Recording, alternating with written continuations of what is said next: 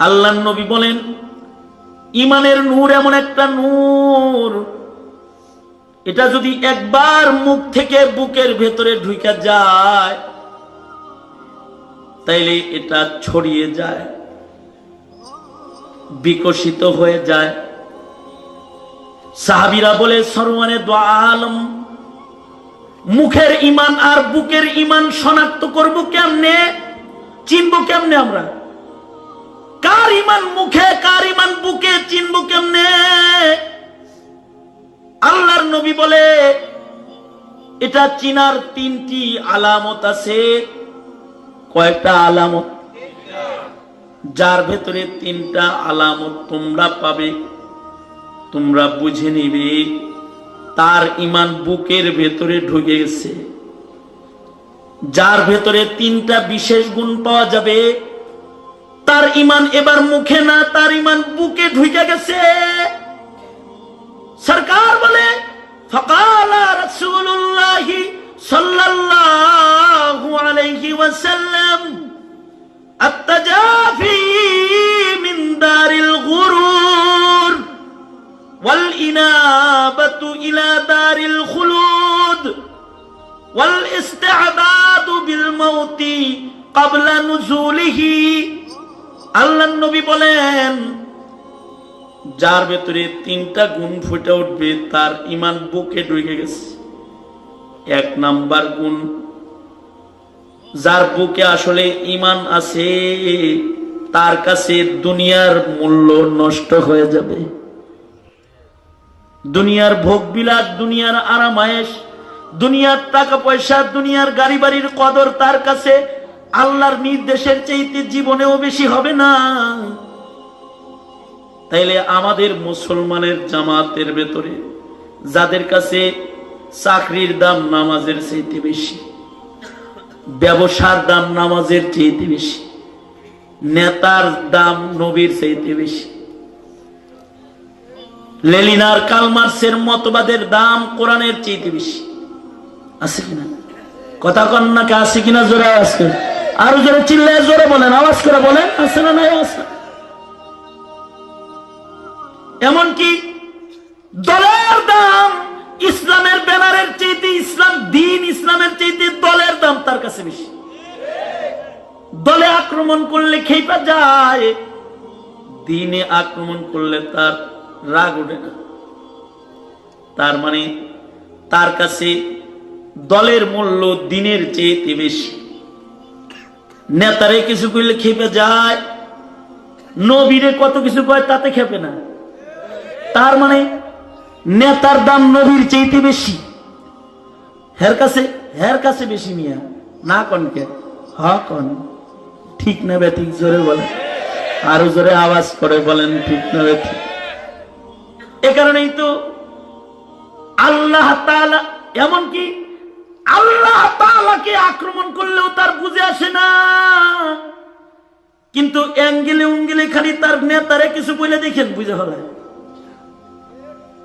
দেওয়ানবাগি যে বললো যে আর সে যদি যাও যায় দেখবা যে আমি বসে আছি। দেওয়ানবাগি বলছে কিনা? না আল্লাহর আরো সে দেওয়ানবাগি যায় বলছে না, আল্লাহরে সরাই দিছে। এই যে একটা খারাপ কথা বলছে, এই যে একটা দাজ্জাল, এই জিনিসটা বুঝে আসে নাই।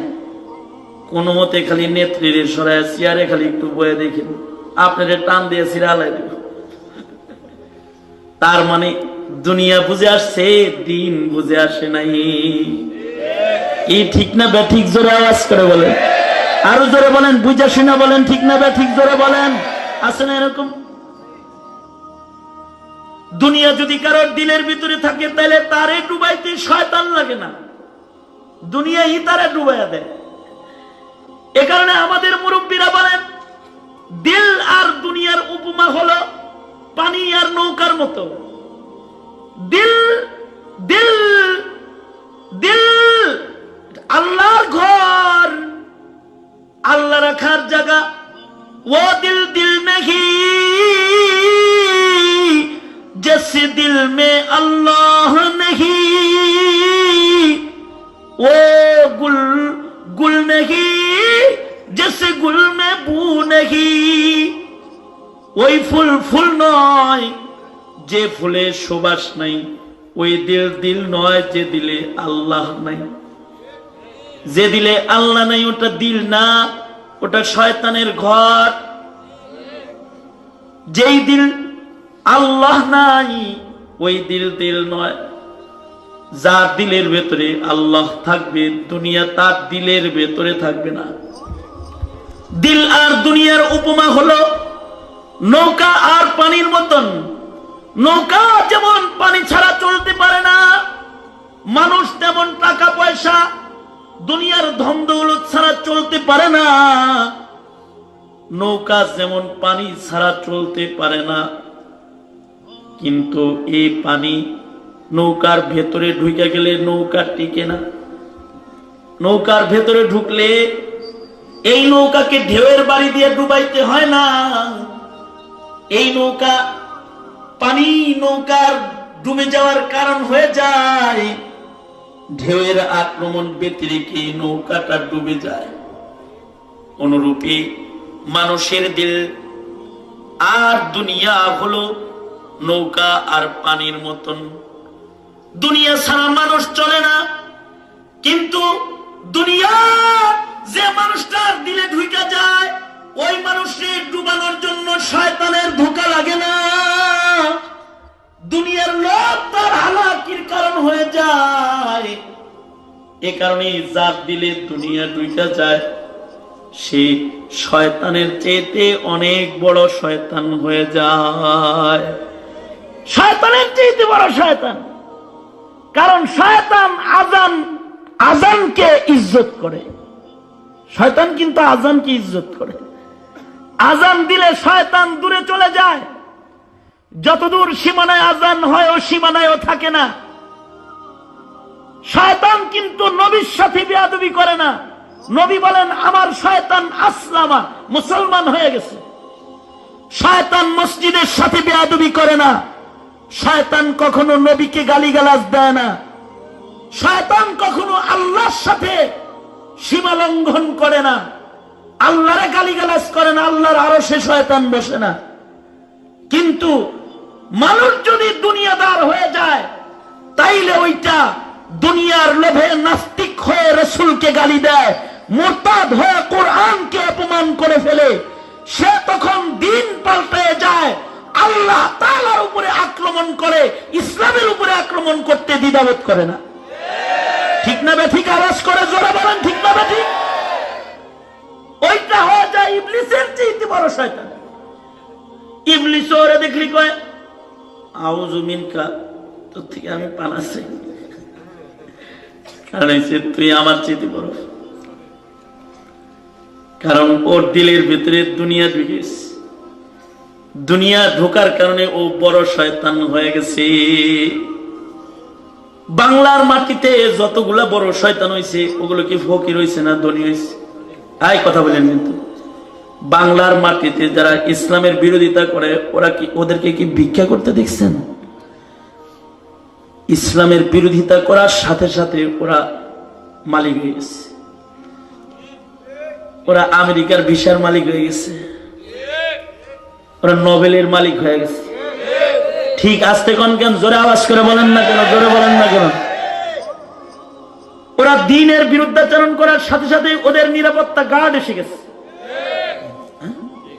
মৌলবীরে গার্ড দেয় না, কিন্তু ইমরানের সরকারের কথা কন না কেন? জোরে বলেন না কেন? তার বাড়িঘর সহ পাহারা দেয়। কারণ কি? কারণ কি? কারণ আসলে সরকার কিন্তু বুঝাও না বুঝার বান করে। সরকারও কিন্তু বুঝে এটা শয়তানের চাইতে বড় শয়তান হয়ে গেছে। মুসলমানরা পাইলে থুথু দিয়ে মেরে ফেলা দিব, ভাইকে ঢুকে রাখ। মুসলমানরা পাইলে থুথু দিয়ে মেরে ফেলবে। এই গার্ড দিয়ে রাখো, গার্ড দিয়ে রাখো। ওরা ইহুদি নাসারাতের মদত পেয়ে যায়। ঢাকা শহরে যান, যা দেখবেন কুতুববাগের উরুস হইতেছে। 2 কোটি টাকার উপরে বাতি আর গেট, এগুলার খরচ 2 কোটির উপরে চলে যাবে। আমি একজনের জিজ্ঞাসি, আচ্ছা এই যে এই পিসা হুজুরের এই গেট আর বাতিতে কিরকম খরচ হইতে পারে? 2 কোটির উপরে। 2 কোটি উপরে। এই টাকা কে দিল? তামাশা করার এই টাকাটা কে দিয়েছে? বিশ্বাবুদ্দিনের নিজের টাকা। এত টাকা খরচ করে প্রতি বছর বছর এই কাম করবো। বাবার তালুকদারি আসছিল বুঝি। হ্যাঁ, পিতৃ পরিচয় দেখেন গা কি আসছিল। দেওয়ানবাগের বাবায় কামলা দিছে। দেওয়ানবাগির বাপ ছিল কামলা দেওয়া লোক। সেই দেওয়ানবাগি হিরো হয়ে গেছে। কার টাকা দেওয়া হয়েছে? মুরিদরা বুঝি টাকা দেয়? আরে উল্টা মুরিদের টাকা পায় মুরিদ হইল। ইহুদি খ্রিস্টানদের টাকা দিয়া তারা প্রসাদ করতেছে। দুনিয়া পায়া দিল শয়তান হয়েছে যখন, তখন ইবলিস শয়তানের চাইতে বড় শয়তান হয়ে গেছে। আর যার দিলের ভিতরে ঈমান ঢুকে যায় সে নূর দিয়া আলোকিত হয়ে যায়। তার দিলের ভিতরে তখন ঢুকে যায় আল্লাহ। দিলের ভিতরে কে ঢুকে যায়? জোরে বলেন, কে ঢুকে? কে? আল্লাহ। দিলের ভেতরে তার আল্লাহ ঢুকে যায়, সে আল্লাহর প্যারা হয়ে যায়। দুনিয়ার সাথে তার একটা কথা এ তাল্লুক হয়ে যায়। তখন রাহে দুনিয়া পে লেকিন রাহে দুনিয়া পে লেকিন बिल्कुल इस दुनिया से बेताल्लुक हो। फिरे दरिया पे हरगिज न कपड़ों को लगे पानी। থাকে দুনিয়াতে, দুনিয়া তাদের গায়ে লাগে না। কেমন যেন পানির উপর দিয়ে চলে, পানি তাদের পাতায় লাগে না। তারা জাহান্নামের আগুনের ভেতর দিয়ে ওইরকম চলবে, আগুন তাদের স্পর্শ করবে না। সুবহানাল্লাহর আস্তে করে কোন সুবহানাল্লাহর আস্তে কোন। দুনিয়ার ভিতরে চলছে, দুনিয়া তাদের গায়ে লাগে না। জাহান্নামের আগুনের ভিতর দিয়ে চলবে, আগুন তাদেরকে স্পর্শ করবে না। তারা বিনা স্পর্শে আল্লাহর জান্নাতে চলে যাবে। আল্লাহু আকবার, জোরে করে বলুন আল্লাহু আকবার। আত্তাজাফি মিন দারিল গুরুর, 2 নম্বর গুণ। ওয়াল ইনাবাতু ইলা দারিল খুলুদ, থাকবে দুনিয়ার উপরে কিন্তু তাকায়া থাকবে আল্লাহর জান্নাতের ভেতরে। থাকবে কিন্তু দুনিয়ার উপরে নজর থাকবে জান্নাতের ভেতরে। এখনকার মুমিন থাকে যায় কবরের ভেতরে, তাকায় থাকে টিভির উপরে। চাচা মিয়া স্ট্রোক করছে, হাত পা প্যারালাইসিস হয়ে গেছে, দেখতে গেছি হাসপাতালে যায়, দেখি টিভির চ্যানেল পাল্টায়। আমি বললাম চাচা যাইতেছেন কবরের ভেতরে, তাকায় রয়েছেন গানের উপরে। এক হাত এক পা গেছে আপনার কবরের ভেতরে। কদম সুয়ে মারকাদ, কদম সুয়ে মারকাদ, नजर सूये दुनिया, किधर जाना है और किधर देख रहा है। যাইব কোন জায়গায়, তাকায় রয়েছে কোন জায়গায়। কিন্তু মুমিনের সিফত, তার দিলের ভিতরে ঈমান আছে, যে থাকবে দুনিয়ার উপরে কিন্তু তাকায় থাকবে হাউজে কাউসারের পেয়ালার উপরে। নবী রাতের পেয়ালা পান করার লেগে সুন্নত ছাড়বে না। থাকবে দুনিয়ার উপরে, তাকায় থাকবে আল্লাহর জান্নাতের হুরগেল মান হাউজে কাউসারের ভেতরে, মাওলায়ে পাকের দিদারের উপরে। আল্লাহু আকবার, জোরে বলেন আল্লাহু আকবার, জোরে বলেন। এটা বোঝা যাবে কেমনে? এই দেখেন সাহাবায়ে কেরাম থাকছে দুনিয়ায় কিন্তু তাকায় থাকছে জান্নাতের ভেতরে। এ কারণে সাহাবীরা জান্নাত পাইবার জন্য ইবাদত ছাড়ে নাই। অর্থাৎ জান্নাত পাওয়ার জন্য যদি নামাজ পড়া লাগে পড়বে, রোজা রাখা লাগে রাখবে, দাড়ি রাখা লাগে রাখবে, হজ করা লাগে করবে। জান্নাত পাওয়ার জন্য যাকাত দেওয়া লাগে দিবে, জান্নাত দেওয়ার জন্য বুরকা পরা লাগে পরবে, জান্নাত পাওয়ার জন্য সুন্নত মানা লাগে মানবে, জান্নাত পাওয়ার জন্য জিহাদ করা লাগে করবে। সব কর্ম কিন্তু জিহাদ কর্ম না। রাজনীতি করব, জিহাদ করব কেন? জিহাদ ইসলাম, যদি লাগে করতে হবে, করতে হবে, যদি লাগে করতে হবে। যদি জান্নাত পাইতে জিহাদ করা লাগে জিহাদ করবে। জান্নাত পাওয়ার জন্য, যদি জান্নাত পাইবার জন্য যদি পাথরের আঘাতে আঘাতে জীবন দেওয়া লাগে দিবে। সাহাবী আল্লাহর নবীর কাছে এসে বলে, জানাই তুই ইয়া রাসূলুল্লাহ, ওগো আল্লাহর নবী, আমি জিনা করে ফেলেছি, জানি জিনার দাগ নিয়ে কবরে গেলে আল্লাহর দিদার পাওয়া মুশকিল হয়ে যাবে, তাই আপনার কাছে এসেছি, আপনি আমার জিনার গুনাহটা একটু ধুইয়া মুছে পবিত্র করে দেন। আল্লাহর নবী জানো জিনার সাজা জানো? জানি, সঙ্গে সার করে। এটা যে মুমিন জানে সে তো জিনা করতে পারে না। তুমি জিনা করো নাই? সাহাবী সামনে দাঁড়ায় বলে, না আমি জিনা করছি। আল্লাহর রাসূল আবার মুখ ঘুরায় বলে, না মুমিন জিনা করতে পারে না, না আমি জিনা করছি। তাহিরনি ইয়া রাসূলুল্লাহ, ওগো আল্লাহর নবী, আপনি আমাকে পবিত্র করে দেন। নবী গো, বিশ্বাস নাই হয়? সরওয়ারে দু আলম, আমার পেটে কিন্তু জিনার বাচ্চা আছে, জিনার বাচ্চা আমার পেটে চলে এসেছে, আমি নাপাক। ওগো সরকার, ওগো সরদার, জিনার দাগওয়ালা চেহারা নিয়ে আল্লাহর সামনে দাঁড়াইতে সাহস পাই না, আপনি আমাকে পবিত্র করে দেন, আমার জান্নাতে যেতে হইব। জাহান্নামের আগ আমি বরদাস্ত করার যোগ্যতা রাখি না। অর্থাৎ জান্নাতে যাওয়ার জন্য এখন পাথরের আঘাতে আঘাতে মরতেও রাজি হয়ে যেতেছে। আল্লাহর নবী বলে, তোমার পেটে জিনার বাচ্চা, তুমি অন্যায় করেছো, তোমার বাচ্চা অন্যায় করে নাই। বাচ্চা প্রসব হইলে তারপরে তোমার বিচার হবে, যাও চলে যাও। মহিলাটা বাড়ি চলে গেছে। এই যুগের আসামির মতো হ্যান্ডকাপ দিয়ে দইরা আনা লাগে নাই, পুলিশ পাঠায়া ডাইকা আনা লাগে নাই। ওয়াল ইনাবাতু ইলা দারিল খুলুদ, মহিলার যে জান্নাতে ঢোকার তামান্না আছে, জাহান্নামের আগুনে যাইবার ইরাদা নাই, এ কারণে ধরে আনা লাগে নাই। বাচ্চা প্রসব হয়ে গেলে বাচ্চা কোলে করে রাসূলের দরবারে চলে আসছে।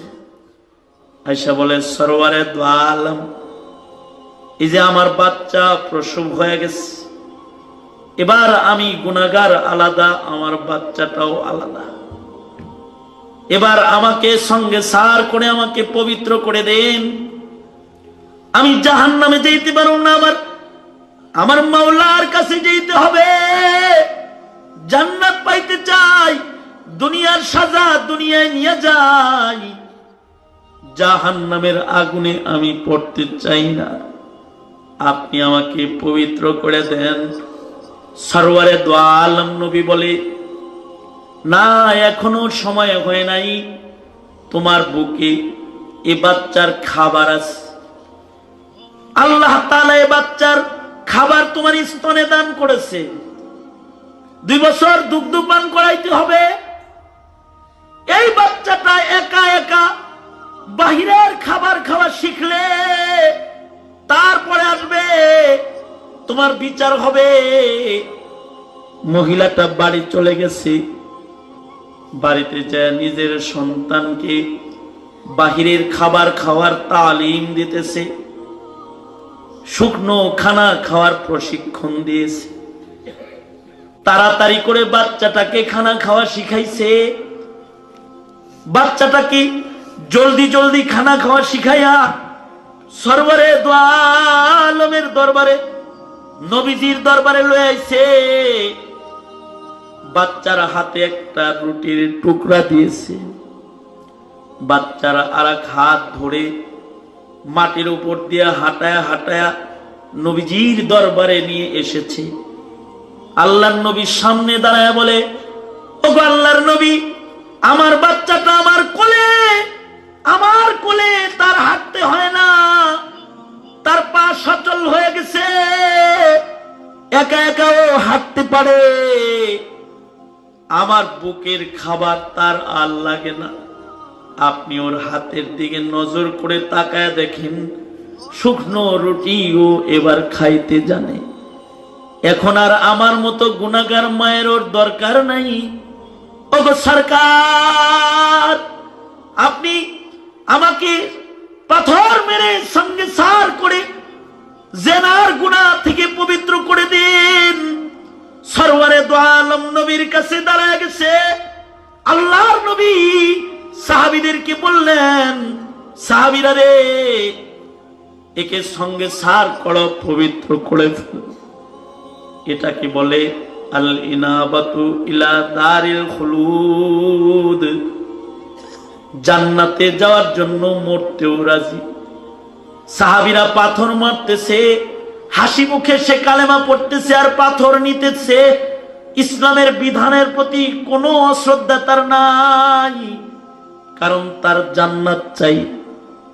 সঙ্গে সার গ্রহণ করতেছে, পাথরের প্রতিটা আঘাত তার গায়ে যায় লাগতেছে, মৃত্যুর কোলে ডলে পড়তেছে, কালেমা পড়তে পড়তে জান্নাত মুখী হইতেছে। একজন সাহাবী কাছে যা জোরে করে পাথর মেরেছে, এত জোরে পাথর মারছে, জানি মহিলা সাহাবীর গায়ের রক্ত সাহাবীর কাপড়ে এসে লেগে গেছে। হযরত উসামা এবার কাপড়ের রক্ত মুছতেছে আর বলতেছে, জেনাকারিনীর রক্ত আমার গায়ে লেগেছে। সরওয়ারে দো আলম নবী বলে, এ নাতি উসামা, জানি বলে ওকে গালি দিবা না, কারণ ওর দিলের ভেতরে ওর মাওলারে পাওয়ার কত আশা জানো, ও কেমন তওবা করেছে জানো। একবার এসেছে, ফেরত দিয়েছি, আবার এসেছে সন্তান কোলে, আবার ফেরত দিয়েছি। নিজের বাচ্চাকে শুকনা খানা খাওয়ার তালিম দিয়ে আমি নবীর কাছে এসে ইসলাম বরণ করে নিতেছে। তার দিল জান্নাতে যাইবার জন্য পাগল হয়ে গেছে, এমন এক তওবা ও করেছে। ওকে জেনাকারিনী বলে গালি দিবা না। ওর তওবাটা যদি গোত্রের মানুষের ভেতরে বন্টন করা হয়, টোটাল গোত্রের মানুষের জান্নাতের জন্য ওর একার তওবা যথেষ্ট হয়ে যাবে। ওয়াল ইনাবাতু ইলা দারিল খুলুদ, এই যে তওবা, এটা কখন করতে পেরেছে? যখন দিলের ভেতরে জান্নাত পাওয়ার পূর্ণ আকাঙ্ক্ষা এসেছে। তার মানে সরওয়ারে দো আলম নবী বলেন, যার ভেতরে জান্নাত লাভের এমন আকাঙ্ক্ষা আসে, আল্লাহর নবী বলেন তার বুকের ভেতরে ঈমান আছে। ঈমান তার মুখে না, ঈমান তার বুকের ভেতরে আছে। আল্লাহু আকবার, জোরে বলুন আল্লাহু আকবার। আমরা কি তাই পারি? আমরা তো চোখের পানি ফেলে ইস্তেগফার টুকুন করার যোগ্য মুমিনও না। কেমনে জান্নাত পাবো? কখনো নিজের গুনাহের কথা স্মরণ করে নিজের চোখে পানিও আনতে পারি না। আমরা কিভাবে বুকের ঈমানের লোক হই? আমাদের ঈমান যে এবার মুখে মুখেই চলছে, এ কারণেই নাস্তিক মুরতাদ ব্যাঙের ছাতার মতো গজাচ্ছে। ব্যাঙের ছাতার মতো মাদ্রাসা না, এ জমিন পবিত্র জমিন, পবিত্র জমিনে ব্যাঙের ছাতার মতো নাস্তিক জন্মাতেছে। হ্যাঁ, জোরে আওয়াজ করে বলুন ঠিক না বা ঠিক, জোরে বলেন।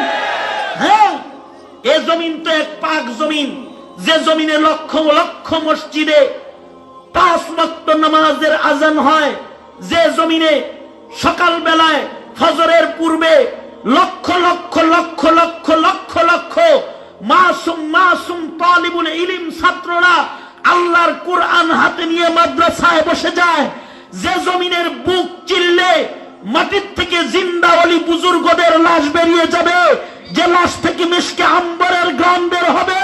এ জমিনে শুয়ে আছে শাহজালাল, শাহ মাখদুম থেকে শুরু করে শেখুল হাদিস আল্লামা আজিজুল হক, নুরুদ্দিন গওহারপুরি, মুফতি আমিনী পর্যন্ত, শেখে কাতিয়া, শেখে কৌরিয়া সহকারে লক্ষ লক্ষ অলি বুজুর্গের জিন্দা লাশ কবরে আজও আছে।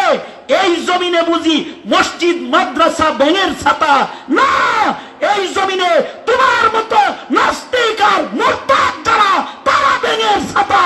ভারত চলে যাও, আমেরিকা চলে যাও, তোমরা বিজাতির দেশে চলে যাও।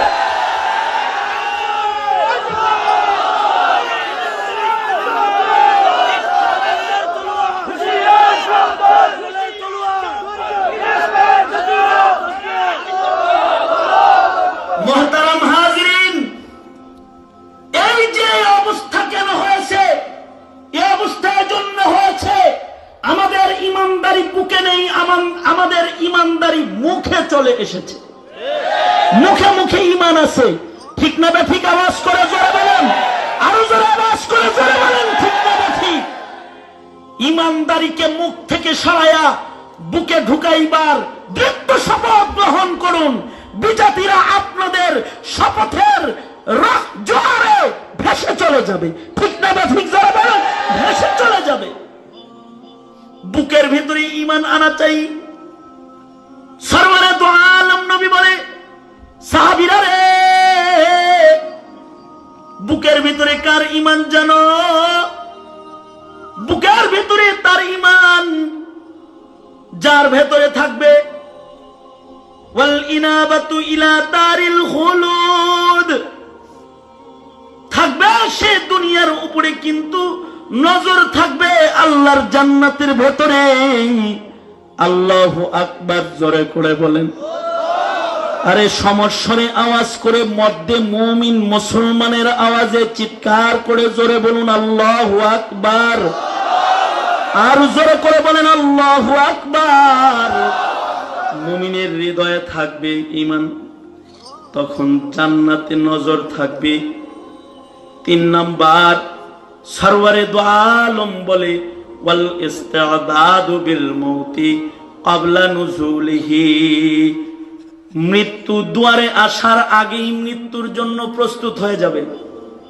মরণ থেকে পালানো মুমিনের কাজ নয়, মরণ দুয়ারে আসার আগে মরণের জন্য রেডি হওয়া মুমিনের কাজ। কারণ মুমিন মরণের দরজা দিয়া আল্লাহর কাছে যাবে, ঠিক না বে ঠিক? বুঝাইছে তো? বুঝা গেছেন তো? মুমিন মরণের দরজা দিয়া কার কাছে যাবে? আওয়াজ করে জোরে বলেন, আওয়াজ করে বলেন। কাফির মরণের দরজা দিয়ে জাহান্নামে যায়, আর মুমিন মরণ দিয়ে কই যায়? আল্লাহর কাছে যায়, জান্নাতে যায়। এ কারণে মুমিন মরণ থেকে পালায়নকারী নয়। মুমিন হলো সে, মৃত্যু তার দুয়ারে আসার আগে সে মরার জন্য রেডি হয়ে যাবে। এই কারণে মুমিন যখন শুয়ে পড়ে, ঘুমায়, তখন কি বলে ঘুমায়? আল্লাহুম্মা বিসমিকা আমুতু ওয়া আহইয়া, আল্লাহ আপনার নামে যে শুয়েছি অর্ধেক মরছি, আপনি উঠাইলে উঠতে পারবো, তাছাড়া মরে গেলে আপনার নামেই কিন্তু যাবো। ঘুমের ভেতরে যদি মরে যাই তাহলে ঘুমে মরবো না, কিন্তু আপনার নামে মরতেছি, আমি মুমিন। আল্লাহু আকবার জোরে বলেন। আবার যখন জাগ্রত হয়, জাগ্রত হয়েও বলে আলহামদুলিল্লাহিল্লাযী আহইয়ানা বাদামা আমাতানা, মরে গেছিলাম, উড়াইছে কি? আরো আস্তে করে কোন মিয়া, পিছনের সকলে মিলে জোরে করে বলুন, কে উঠাইছে? উঠিয়েছেন ঘুম থেকে কে? জোরে আওয়াজ করে বলেন, কে? আল্লাহ। এই ঘুমই শেষ ঘুম নয়, কবরেও আর একটা ঘুম হবে, সে ঘুম থেকেও আল্লাহ তাআলা উঠাবে। ওয়া ইলাইহিন নুশুর, আল্লাহর আদালতে সকলকে দাঁড়াতে হবে। তার মানে মৃত্যুর মাধ্যমে মুমিন আল্লাহর দিকেই যাবে। মৌতের জন্য মুমিন থাকবে প্রস্তুত, মৃত্যু আসার আগেই মরার জন্য মুমিন রেডি। যে মুমিন মৃত্যু আসার আগেই মরার জন্য প্রস্তুত থাকে, ওই মুমিনের দিলের ভেতরে ঈমান, বুকের ভেতরে ঈমান। এ কারণেই তো ওই যে এক আল্লাহর ওলি যাইতেছে, সামনে আর একজনের সাথে দেখা হয়ে গেছে। দেখা হইলে বলে, মান আনতা, আপনি কে? আমি আজরাইল। আজরাইল? আপনি আজরাইল? হ্যাঁ আমি আজরাইল। তাহলে আমি রেডি, আমি জানি আপনি বুঝি আপনি আমাকে বুঝি নিতে এসেছেন। আমি এ কারণে কিন্তু ঘর থেকে ওযু করে এসেছি। আমি জানি যে কোনো সময় আজরাইল আমারে নিতে আসতে পারে, ওযুর হালতে থাকি। বাড়ি থেকে ওযু করে আসছি, কাঁধের এই রুমালটা এটা আমার জানামাজ। আমার জীবনের বড় সাধ ছিল সেজদার হালতে মরবো। আজরাইল ভাই, একটু সুযোগ কি হবে নাকি?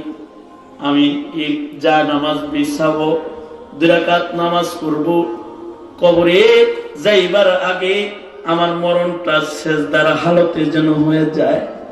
জীবনের কোন আমল যদি কবুল নাই হয়, কমাস কম মৃত্যুর চিত্র আমার নাজাতের দলিল হবে আমি ছিলাম আল্লাহর গোলাম। আমাকে একটু জায়নামাজে দাঁড়ানোর সুযোগ কি দেওয়া যাবে? আজরাইল বলে, না, আজকে তো আপনারে মারতে আসিনি, আজকে দেখা করতে আসছি। কারণ কি? আকাশে কামেল মুমিনদের আলোচনা হইতেছিল, যারা মৃত্যুর জন্য প্রস্তুত, তাদের আলোচনা আসমানে হইতেছে। আকাশে আপনার নামের আলোচনা হচ্ছে, আপনার পাশ দিয়ে যাইতেছি। তাই ভাবলাম আপনি আসলেই প্রস্তুত কিনা একটু চেক করে যাই। তাই মোলাকাত করলাম। আজকে রূহ কবজ নয়, আজকে সাক্ষাৎ। আবার যখন আসবো, যদি এমন মৃত্যুর প্রস্তুতি সম্পন্ন মুমিনের মৃত্যুই যদি আপনার হয়, তাহলে আবার দেখা হবে। জান্নাতের কাউসারের শরাব আর শরবত নিয়ে সামনে দাঁড়ায় যাব।